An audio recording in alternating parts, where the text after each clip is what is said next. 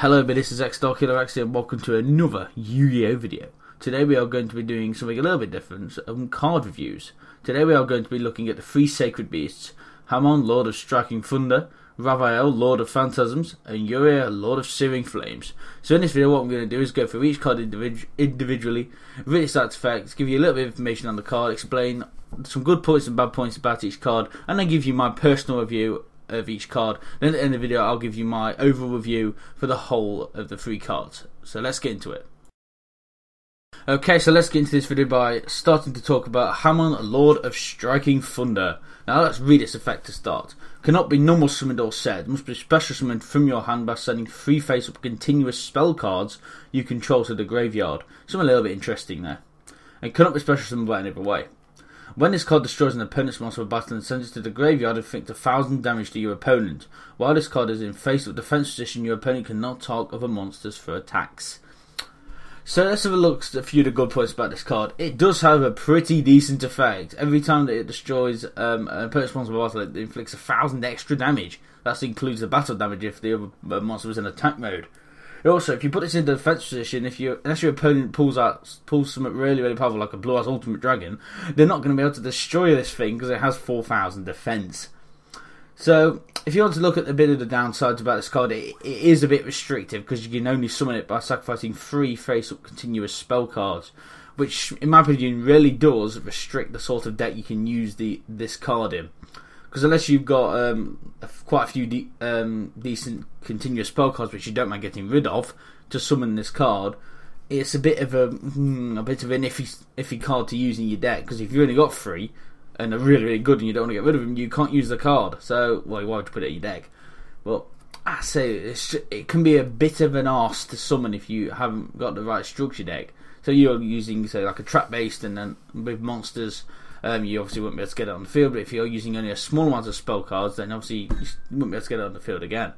Personally, what I would recommend using this deck in is something which uses a lot of spell cards, especially continuous ones, in order to get it on the field as quick as possible once you have it in your hand.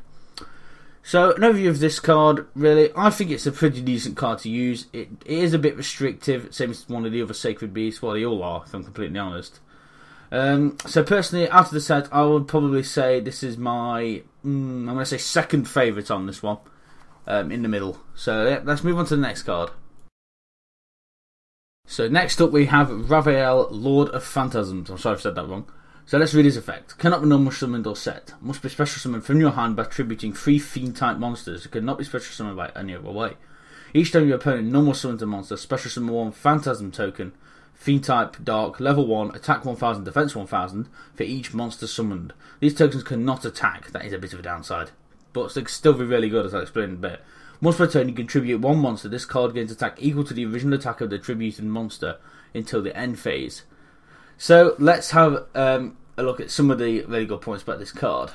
So of course its effect, every time your opponent special summons or normal summons a monster, you can get a Phantasm token onto the field. Even though it can't attack, it doesn't say anywhere on this card that it can't be used as a tribute. Hence why it goes towards its other effect, which you contribute 1 monster per turn. And then it just basically, you get the Phantasm token out, you sacrifice it, and this card basically has 5,000 attack every turn. It doesn't say you can't do that anywhere on this card. It just says that these tokens cannot declare an attack. So if you get, say, and also they can be used as tribute, so you could use them as another way of getting other more powerful monsters out. Some downsides to this card, again, it is very restrictive which sort of deck you can use. You can only really use this deck in a fiend-based deck, as it requires 3 fiend monsters to be able to summon it. You know, if you use it carefully, you could have it in other decks which are mixed with fiends and another type of monster, but you would have to have a lot of fiends in your deck, because you would want to get this onto the field, of course, as quick as possible. Also a bad point, that those tokens not being able to attack would be is a bit of a restriction, but if they would be able to attack, it would be a hell of a lot better, probably banned, because that is an OP effect. So in my personal opinion, this is my favourite of the Sacred Beast card, just for the fact of its effect. It's basically Obelisk clone, but it's just really good. The stuff that you could do to... You could summon something really powerful, sacrificing the tokens, and then sacrifice that monster to make this attack probably over 10,000 if you were lucky. Well, depending. So yeah, that's my opinion on this card, so let's move on to the next one.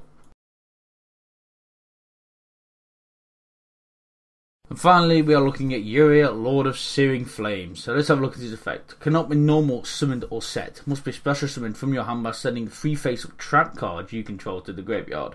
It cannot be special summoned by other ways. This card gets 1000 attack for each continuous trap card in your graveyard.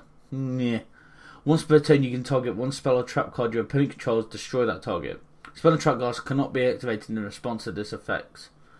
So this card is a hit and miss card, but I'll explain that a little bit later. So the good points about this card is it can be very OP if you have a lot of continuous trap cards in your deck. Because if you end up discarding a lot of them before you summon this card, you can sacrifice the last 3 you have, and this thing could have, oh god, it could have thousands upon thousands of attack points.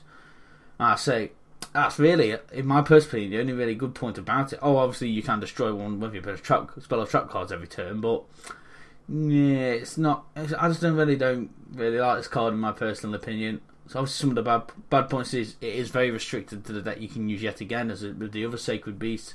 Is you can only have it in a deck which has got a lot of continuous, because I can't see how else you're going to get this on the field. I know it says free face-up traps, but where else are you going to get free face-up traps from? Unless you can summon it in a chain, but I'm not entirely sure on that one. So if you sacrifice 3 trap cards and sacrifice them all, you might be able to get them on the field, but I don't know the rules on that. Possibly, I don't see why any reason that wouldn't work. And so yet again, it is still very restricted. If you're a deck which doesn't have many continuous trap cards, then you're obviously never going to get this on the field, unless you can do a chain summon and get this on the field, if that's possible. Yeah, overview of this card, it is my least favourite of the 3 Sacred Beasts. I personally wouldn't use this in a deck, just for the fact of how hard it would be to get on the field. Depending on that trap card one, I'm not sure. Okay, so let's move on to my final opinion of the whole set. So my overview of the set is this. In general, they can be very restricted on how you can use these in different types of decks. If you've got the right deck, such as a Fiend deck, a deck which has got a lot of continuous spell or trap cards in it, you can definitely use these cards and you will have a whale of a time smashing your opponent's face in. But if you don't have one of these particular decks and the ways of summoning these easy, they can be a really pain in the arse to get out on the field, or you just would not be able to use them. So, per personal opinion, I would use them in a deck as long as it's very specified to summoning and getting them on the field. That's probably the only way I would use these monsters. Apart from Raphael, which is why it's my favourite, you could use them in really any Fiend based deck, to be honest. If it was not powerful one, if it was a defense one, if it was a delay one, you could use it in any of those different decks, which is why it is my personal card. Overall, I really do like this set. If I was going to give it a score out of 10, it'd probably be around 7 or 8 out of 10, just for the fact that they are pretty restrictive on how you can use them. Okay, that is it for this video, so don't forget to punch the like button, leave a comment down below, also subscribe if you're new to the channel. Also, don't forget to follow me on Twitter, link down below as always. So last thing to say, thank you so much for watching. I have been XStarKillerX, and I will see you all in the next video. Goodbye for now.